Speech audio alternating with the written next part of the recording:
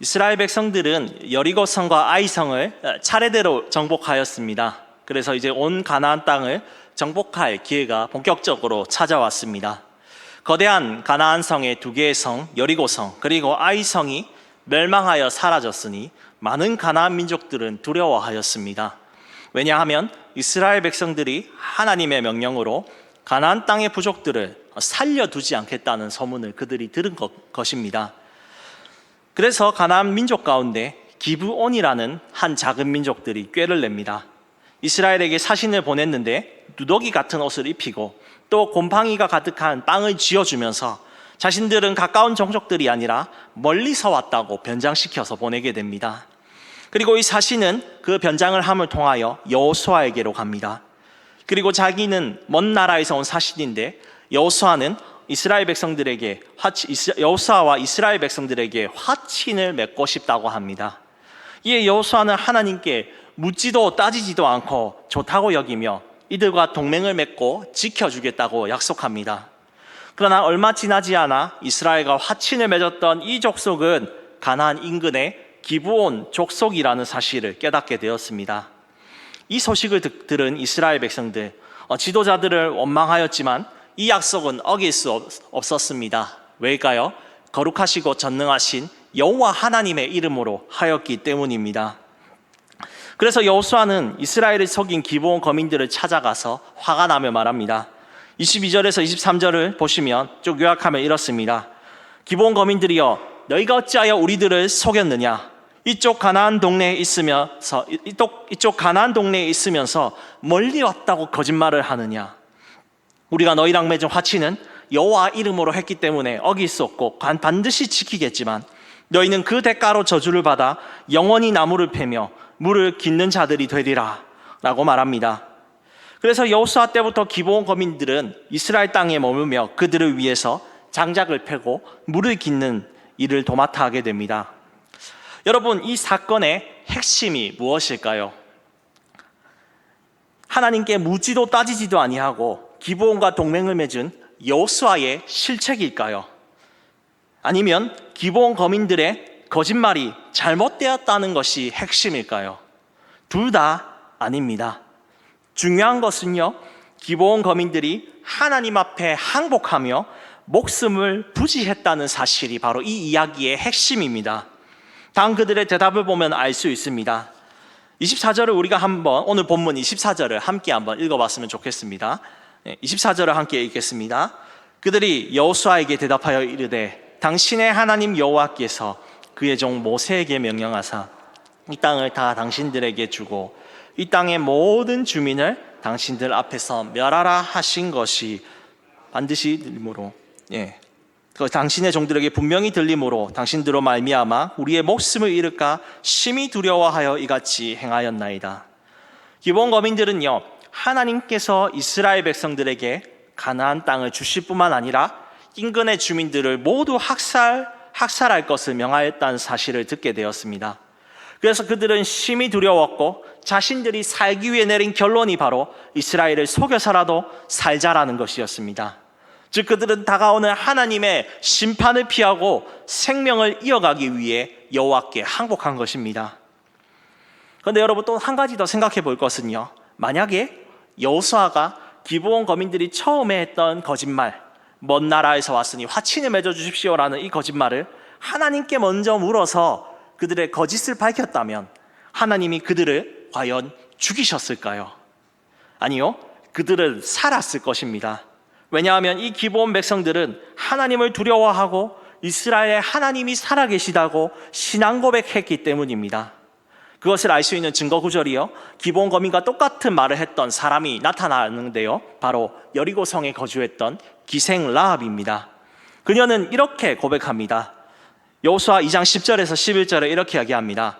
이는 너희가 애굽에서 나올 때에 여호와께서 너희 앞에서 홍해 물을 마르게 하신 일과 너희가 요단 저쪽에 있는 아모리 사람의 두 왕 시혼과 옥에게 행한 일, 곧 그들을 전멸시키신 일을 우리가 들었습니다.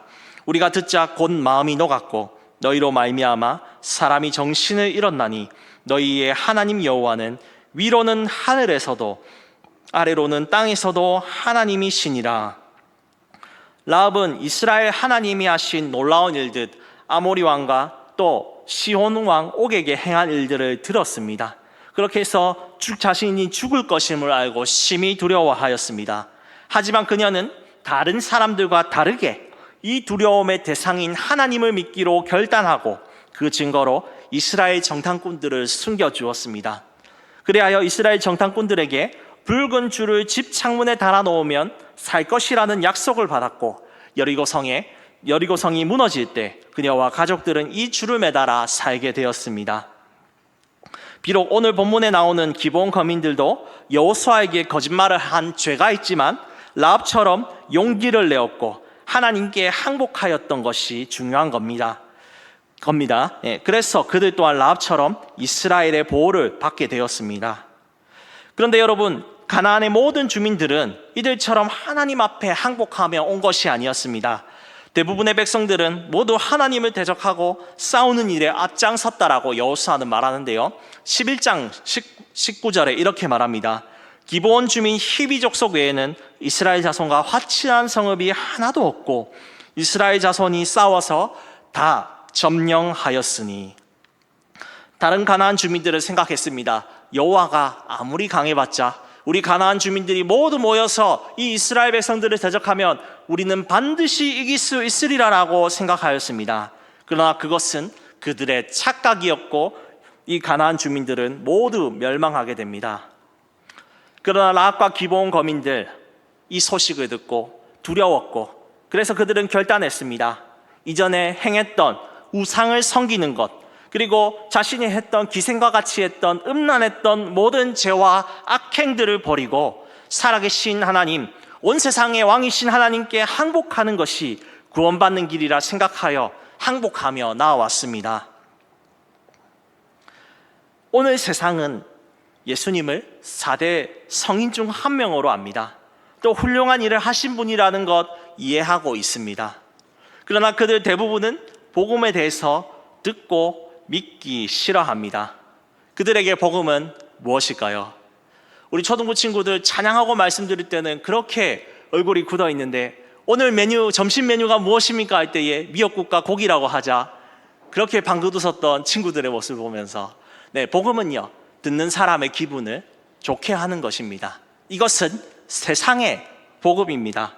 그런데 하나님께로부터 온 복음, 이 복음이 무엇인가? 신학자 로이드 존슨은 말합니다. 복음이란 모든 사람에게 좋은 소식이 아니라 하나님께로부터 온 좋은 소식이라는 겁니다. 즉, 모든 사람에게 듣기 좋은 말을 하는 것이 아니라 하나님께 먼저 나와 이야기를 들으라는 것입니다. 복음은 대부분의 사람들에게 불쾌하고 받아들이기 힘든 소식입니다. 가나안 백성들에게 멸망을 선고한 것 같이 복음은 먼저 우리가 하나님의 심판대 앞에선 피할 길 없는 죄인이라는 것을 선고합니다. 로마서 5장 12절은 말합니다. 이러므로 한 사람으로 말미암아 죄가 세상에 들어오고 죄로 말미암아 사망이 왔나니 이와 같이 모든 사람이 죄를 지었으므로 사망이 모든 사람에게 이르렀느니라. 첫사람 아담이 하나님의 명령에 불순종하고 난 이후 사람은 원죄로 인해 죄를 짓는 성향을 가집니다. 또 자기의 인생 가운데 하나님이 싫어하시는 모든 말과 행동들을 가지는 자범죄를 짓습니다. 그리고 이 모든 삶이 끝나고 난 이후에 사람은 자기의 지은 죄로 인해 무서운 심판대 앞에서 판결받고 영원한 사망에 이르게 됩니다.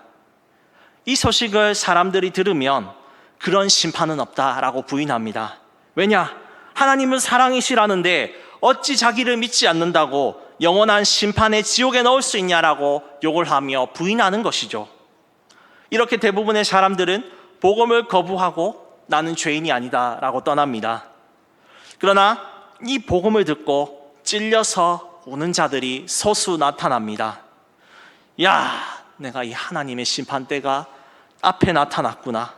나의 지었던 입술의 죄와 모든 삶의 행동들의 모습 속에서 나는 이제 여호와 앞에 죽을 수밖에 없는 죄인이구나. 내가 이제 어찌할 거라고 반응하며 애통합니다. 이러한 반응 속에 복음은 그 사람에게 나타나 빛으로 말씀합니다. 로마서 10장 10절에 말하죠. 사람이 마음으로 믿어 의에 이르고 입으로 시인하여 구원에 이르느니라. 영원한 심판을 피하는 유일한 방법 무엇입니까? 완전한 사람이시요 완전한 하나님이신 예수 그리스도 앞에 내 모든 죄를 자복하고 주님의 죽으심과 부활하심을 믿는 것입니다. 그리고 하나님께 항복하며 나오며 예수님 나의 주 나의 하나님이십니다라고 할 때에 그는 사망에 이르지 않고 생명에 이르게 됩니다. 누구든지 복음을 듣고 하나님께 항복한 사람들은 영생을 얻었고 이 땅에 영원한 천국의 기쁨을 누리며 살아갑니다. 바로 여기에 모인 우리가 다 복음에 항복하며 하나님께 구원받은 사람인 줄 믿습니다. 이 복음에 항복한 자, 이 땅에 하나님께 여러 유익들을 받으며 오늘 하루도 기쁘게 살아갈 것입니다. 오늘 말씀 속을 계속 살피면서 여러 가지 복음을 통해 받는 유익들을 누리시기를 소망합니다. 복음에 항복한 사람들은 이 땅에서 두 가지의 유익들을 받는데요. 함께 살펴보겠습니다. 첫 번째로 하나님의 보호하심과 인도하심을 받게 됩니다. 기브온 주민들이 이스라엘이 항복했다는 소식을 듣고 가나안 남쪽 지역 5명의 왕들은 분노가 일어나게 됩니다. 왜냐하면 가나안 백성들이 모두 동맹을 맺어서 야 우리 이스라엘을 치자 하나 둘 셋 야 시작해야 되는데 기브온 주민들만 살겠다고 항복을 해버렸다는 소식을 그들이 들었기 때문입니다. 그래서 가나안 남쪽의 5 왕들은 기브온을 죽이려고 군대를 모아서 쳐들어오게 됩니다. 이런 상황에 기브온 백성들은 두렵고 떨렸습니다. 야 이제 우리 죽는 거 아닌가 이런 생각이 들었지만 그들은 여호와 하나님과 여호수아 앞에 가서 자신들을 보호해달라고 요청합니다. 지난 시간 우리가 약속했었던 그 약속을 지켜주십시오. 우리를 보호해주겠다고 여호와의 이름으로 약속하셨으니 여호수아시여 우리를 보호하여 주십시오 하니까 여호수아는 일어나서 그들을 보호하게 됩니다. 그리고 전쟁에 참여하여 가나안 왕들과 싸우게 됩니다. 여기서 우리가 잘 아는 대로 여호수아는 하나님의 권능으로 태양과 달을 멈추는 사건이 일어나죠. 하나님은 이스라엘 백성들과 하나님께 항복한 기브온 이 백성들을 위해서 위대한 기적을 행하셔서 그들을 전쟁에서 이기고 보호하게 해주셨습니다. 이 전쟁 후에 기브온을 치려고 했던 5 왕들은 완전히 싸움에서 패배하며 그들은 죽임을 당하였습니다. 이 사건 이후에 500년이 흘러 다윗의 시대에 큰 가뭄이 3년 동안 옵니다. 그때 다윗은 하나님께 이 재앙이 무엇 때문에 일어났습니까 주님이라고 묻자 하나님께서는 사무엘하 21장 1절에 이렇게 말합니다. 다윗의 시대에 해를 거듭하여 3년 기근이 있으므로 다윗이 여호와 앞에 간구하매 여호와께서 이르시되 이는 사울과 피를 흘린 그의 집으로 말미암음이니 그가 기브온 사람을 죽였음이니라 하시니라. 사울이 왕으로 있을 때에 그는 이스라엘 백성들의 삶을 괴롭혔을 뿐만 아니라 죄 없는 기브온 거민들까지 죽였습니다. 이 기브온 거민들은 장작과 물을 깃는 사람들이었기 때문에 이스라엘 사회 속에서 하층민이었을 것입니다. 사울을 화풀이의 대상으로 이 기브온 거민들을 아주 심각하게 괴롭히고 죽였을 것입니다. 비록 사울 왕은 힘없는 기브온 백성들을 죽였지만 하나님은 자기 백성으로 삼은 이 기브온을 500년의 세월이 흘러도 잊어버리지 아니하시고 사울의 아들들을 죽여서 그들의 한을 갚아 주십니다. 이처럼 하나님은 자신에게 항복한 백성을 세월이 아무리 흘러도 잊지 않으시고 보호하십니다.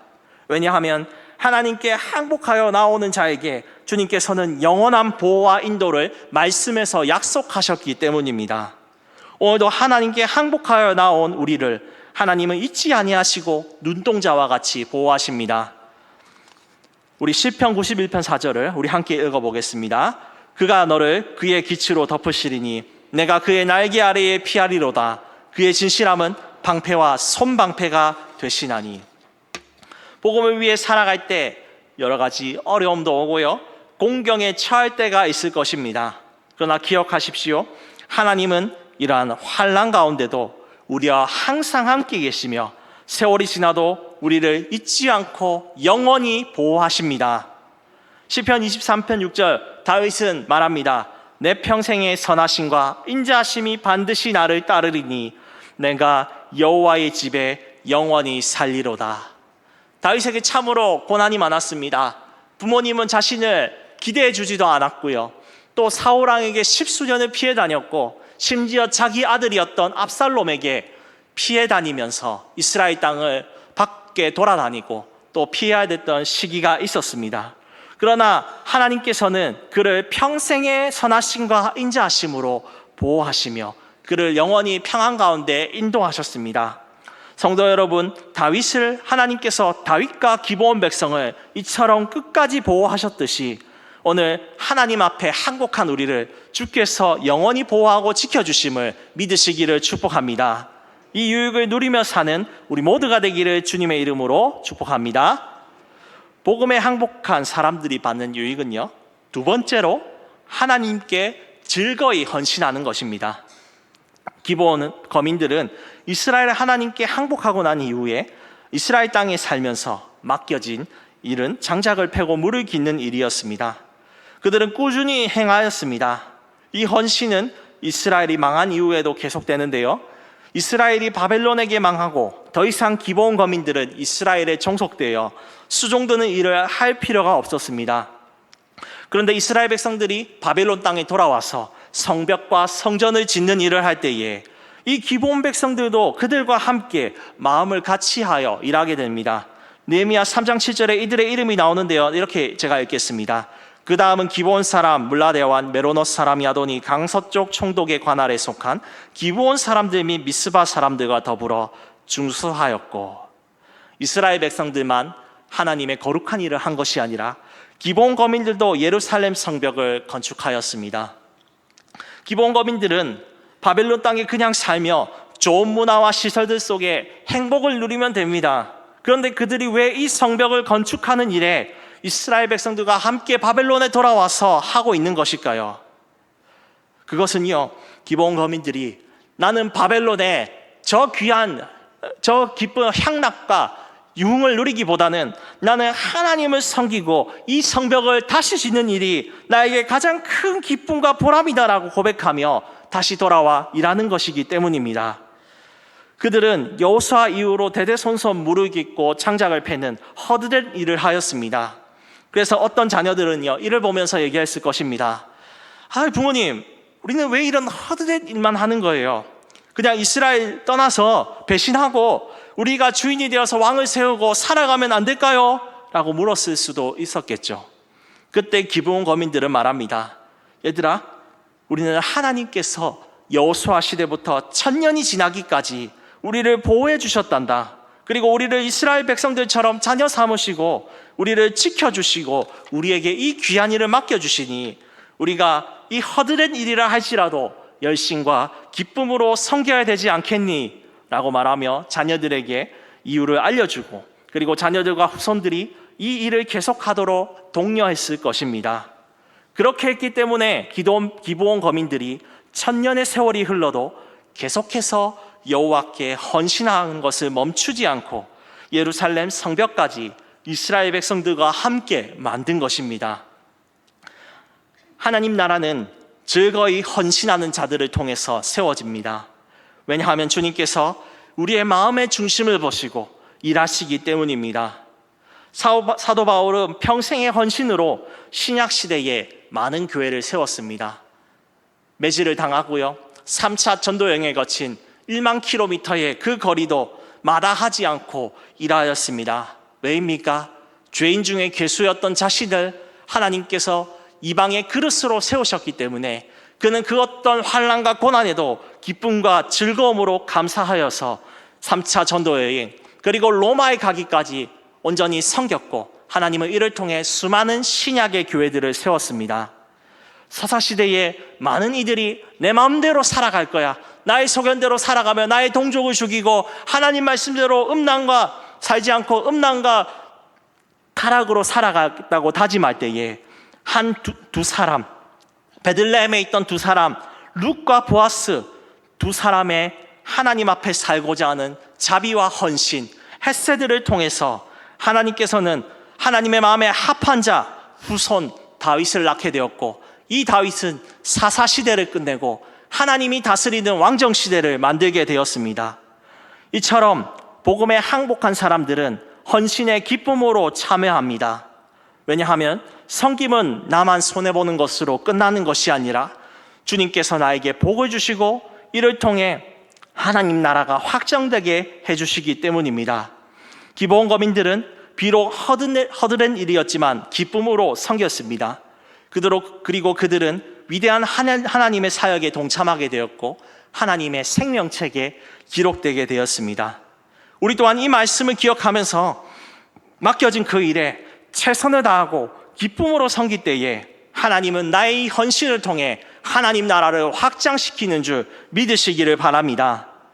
비록 사람들이 알아주지 않는 일일 수도 있습니다.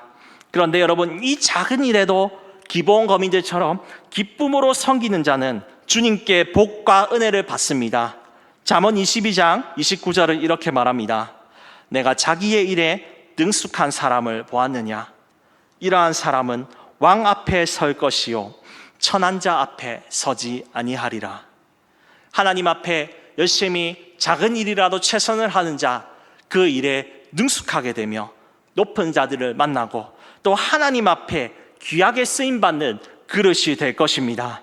성도 여러분, 이처럼 우리에게 맡겨진 그 어떤 작은 일이라도 최선을 다할 때에 하나님이 나를 통해 새롭게 쓰시는 줄 믿으시기를 바랍니다.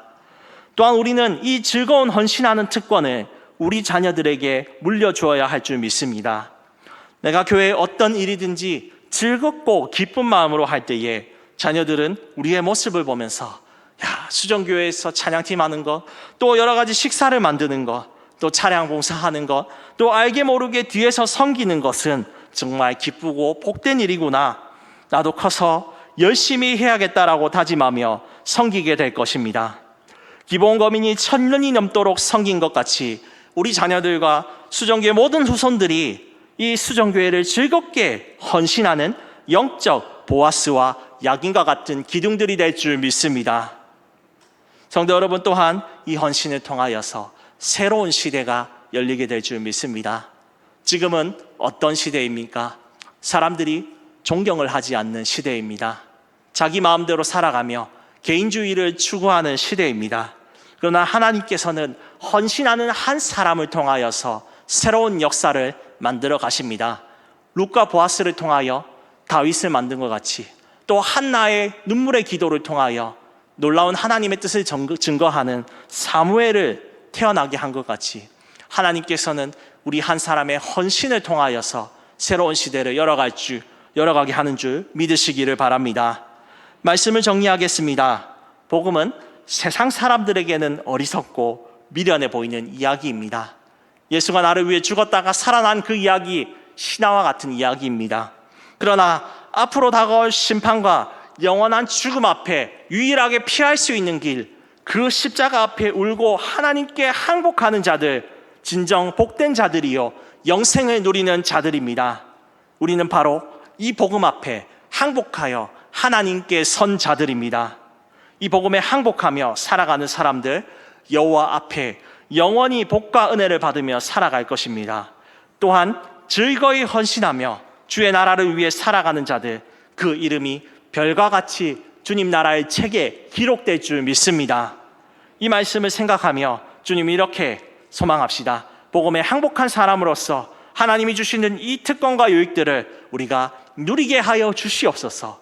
이렇게 결단하시면서 이 모든 복을 누리시는 우리 모두가 되기를 주님의 이름으로 축복합니다.